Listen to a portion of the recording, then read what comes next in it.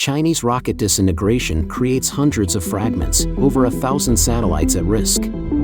Sharp increase in Chinese students seeking political asylum in these two countries. Powerful explosion hits ship at China port. Why are foreign airlines withdrawing from China? Beijing pilots high school entrance exam reform, concerns arise over return to Mao era. It's all covered in today's China Truths.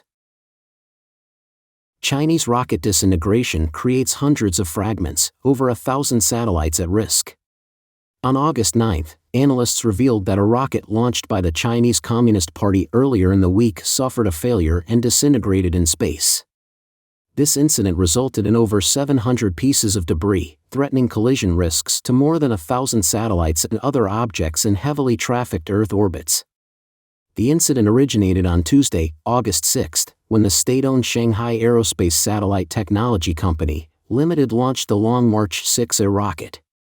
This launch was significant as it carried 18 Internet satellites into orbit, introducing the first set of satellites for the CCP's Qianfan broadband network. Following the successful deployment of its payload, the rocket's upper stage exploded, creating a vast cloud of debris that now orbits the Earth.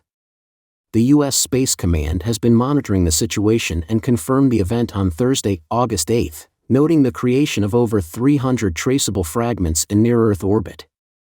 These fragments are defined as debris pieces at least 4 inches in size, alongside numerous smaller, untrackable fragments. Further data from the American space surveillance company Leo Labs, as reported by Reuters on August 9, suggested that the total debris might exceed 900 pieces. This places the event among the most significant space debris incidents on record. Analysts have estimated that the debris cloud, located approximately 800 kilometers, about 497 miles, above Earth, will remain in orbit for several years. The cause of the rocket's disintegration, whether from a collision with existing space objects or an internal explosion from unused fuel, remains undetermined. Audrey Schaefer, Vice President of Strategy at Slingshot Aerospace, discussed the gravity of the situation with Reuters. She reported that over 1,100 satellites and other space objects face imminent risks of collision with the debris. In the next 3 days alone, there are expected to be over 1,100 close approaches where objects come within less than 5 kilometers of each other. About 1/3 of the endangered objects are active satellites capable of evasive maneuvers, while the rest are uncontrollable fragments of existing space debris, heightening fears of cascading collisions. Schaefer also voiced concerns to Space.com about the future implications of CCP launches, especially those related to the Qianfan broadband network. She warned that similar debris production in future launches could severely compromise efforts to reduce space junk in low Earth orbit. This event has attracted significant criticism from Western nations and space sustainability advocates, who call for more responsible space management by Beijing, especially concerning the disposal of spent rocket stages. Schaefer told Reuters, "It is disappointing that the rocket has experienced the same issue again. Such debris-generating events are preventable and should no longer be occurring." This incident echoes a related situation from November 4, 2022, when debris from the CCP's Long March 5B rocket uncontrollably re-entered Earth's atmosphere, prompting global criticism. NASA Administrator Bill Nelson urged the CCP to adopt more responsible practices in the future. He stated, "It's crucial that all spacefaring nations act responsibly and transparently in their space activities, adhering to established best practices." He added that the uncontrolled re-entry of large rocket debris poses a serious risk of significant damage or even loss of life. Sharp increase in Chinese students seeking political asylum in these two countries. China's escalating economic and social issues are driving a growing number of its citizens, especially students, to look for opportunities abroad, particularly in Australia and New Zealand. Statistics from the Australian Department of Home Affairs reveal a stark reality. Over the past 5 years, 3,555 Chinese students have sought political asylum in Australia, a figure notably higher than those from other nations. Furthermore, this trend shows no sign of slowing down. New Zealand is witnessing a similar pattern, with asylum applications from Chinese students steadily increasing and dramatically tripling in 2024 compared to previous years. Wang Yona, a student from China, spoke to Voice of America about receiving an asylum visa in Australia in 2022. He explained, "As someone who escaped from China, I've personally witnessed numerous injustices within Chinese society. As the Communist Party's grip on the nation weakens, the influence of democratic values is strengthening the Chinese people's craving for freedom. Chinese students in Australia get a first-hand experience of the stark differences between democratic and authoritarian regimes, which naturally inspires them to explore various pathways for their future." As a Muslim, Wang Yona highlights the glaring disparity in religious freedom between China and Australia. He recounted, "For 2 decades in China, I couldn't openly express my faith, practice freely, or truly learn about Islam. Our community lived under severe oppression." He contrasts this with Australia's open society where freedom of expression and diverse information channels allow individuals to explore and express their beliefs. This empowers the entire community. In China, the Muslim community is aging, fragmented, and isolated, exacerbated by government pressures. Wang believes that returning to China would mean compromising his faith and conscience, exposing himself to constant danger. Meanwhile, asylum seeker James Song underscores the economic hardships faced by many Chinese students. With roughly 10 million university graduates annually and only 20% to 30% securing jobs, staying in Australia clearly offers better prospects, he explains. "During the COVID-19 crisis, my family faced government persecution. My parents sent me from Shanghai with a stern warning never to return. They fear that worsening economic conditions will lead them into poverty and see no future for themselves or for me back home." The surge in asylum applications from Chinese students reflects growing concerns over human rights abuses in China. Former Australian Deputy Immigration Minister Abul Rizvi attributes this partly to stricter visa regulations and caps on foreign students. Rizvi states, "Government restrictions on student visas have limited the choices available to Chinese students. If they wish to stay in Australia but don't possess specialized skills, they're essentially left with 2 options: apply for asylum or return home." He observes a shift in the demographics of asylum seekers. While most Chinese students previously came from middle-class backgrounds in pursuit of better opportunities, fear of persecution is now a major driving force. Deb Stringer, CEO of the Australian Refugee Association, shares this observation. She emphasizes that China's escalating political oppression and crackdown on free speech are compelling more citizens to seek asylum in Australia. She urges the government to allocate more resources to address the increasing number of asylum applications. This trend isn't limited to Australia. In neighboring New Zealand, asylum applications from Chinese students have tripled this year alone. Suleiman and his family, originally from Ili in Xinjiang, China, are currently seeking political asylum in New Zealand. In an interview, he said, "If I go back, I'm likely to be immediately arrested by the Chinese Communist Party, forced into labor, or worse, disappear." Since 2017, many of my friends and relatives have been detained in concentration camps.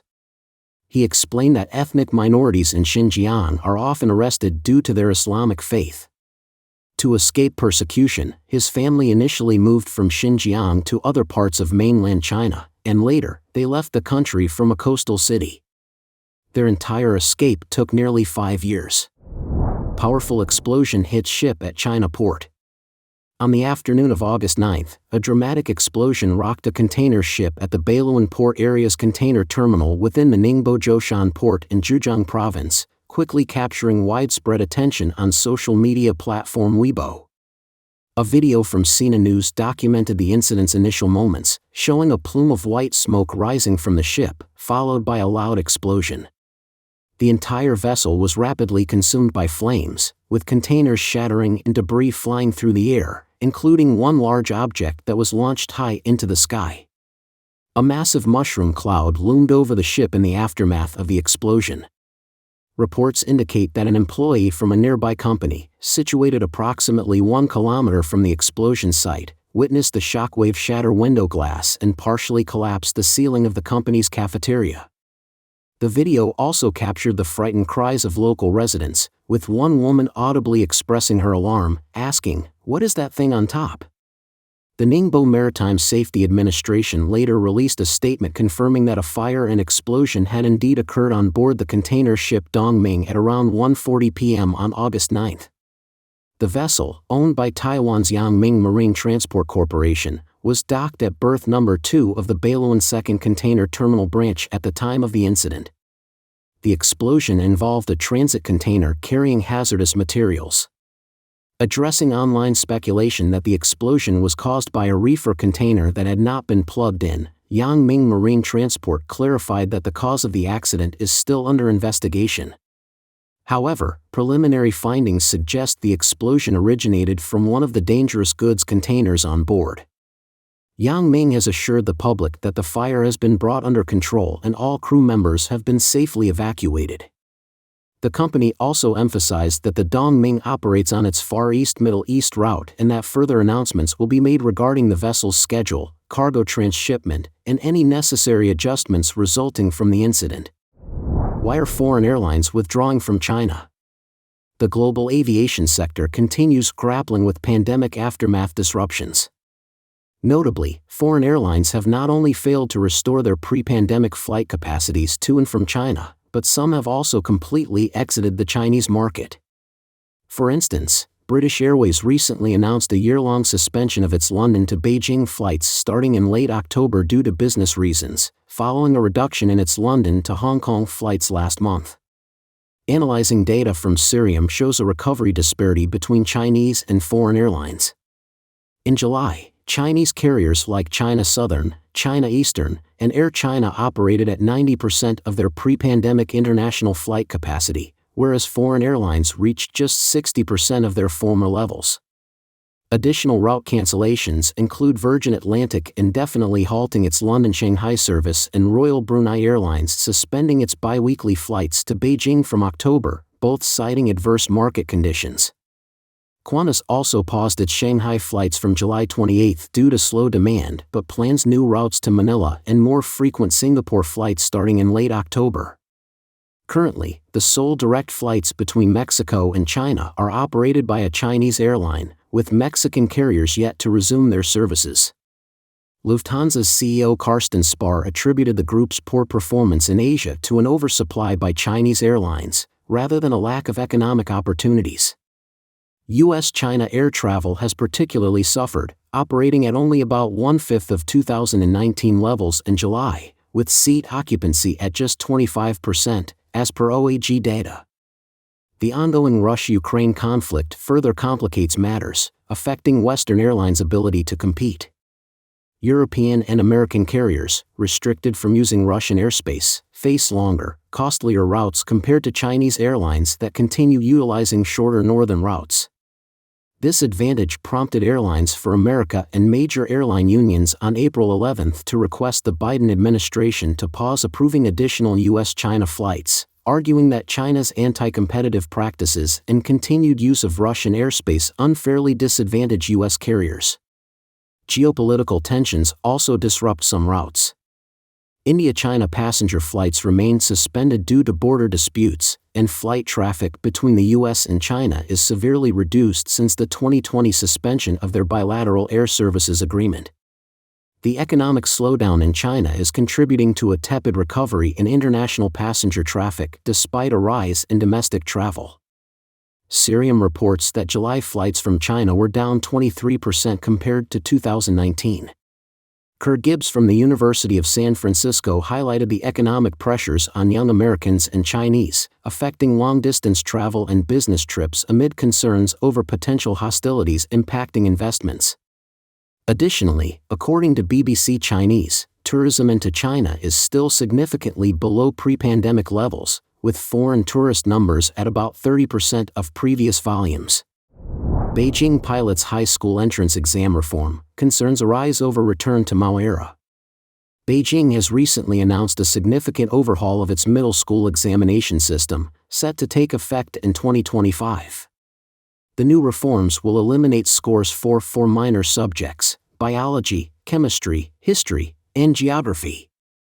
In their place, the scoring weight for physical education will be progressively increased, and the morality and rule of law exam will be transformed into an open book format. Consequently, under the revised system, Beijing middle school exams will now include scores from only 6 subjects: Chinese language, mathematics, foreign language, physics, morality and rule of law, and physical education and health. Parents worry the removal of minor subjects in China could intensify competition for elite high schools, as average students lose a way to boost their scores. Remaining subjects are seen as tougher, making admission harder. A teacher named Dai from Jiangxi told Radio Free Asia that the cancellation of chemistry and geography is unbelievable. He said, "It's unclear why they were cancelled or what it means, but it just feels like a failure of Chinese education." Netizens have speculated about the reasons behind removing specific subjects. Some suggest that not teaching history might be to obscure the fact that the Communist Party played no significant role in the resistance against Japan and to hide atrocities committed by communists during the Chinese Civil War, such as the mass starvation in Changchun. Others believe that removing geography could prevent people from learning too much about the world and potentially seeking to flee China. There is a concern that if these subjects are not tested in middle school exams, they will be neglected, leading to a generation that is less informed. Gong Yujian, a Chinese dissident, reflected that similar to Mao Zedong's era, where the education system was simplified to lessen student burdens and included propaganda trips like swimming in the Yangtze River, Xi Jinping's reforms in the capital suggest a move towards fostering physically robust but less informed citizens. Gong further noted, "My mother's generation was educated primarily in Chinese, Mao's ideologies, and his quotes, turning them into zealous Red Guards who wreaked havoc across China for a decade." If Xi Jinping removes subjects like geography and history, and if he initiates his own cultural revolution, this cohort could easily become the Red Guards he requires, repeating history. Don't forget to leave a comment in the section below to share your opinions on today's topic with us. Make sure to like and subscribe to see more interesting topics from China Truths.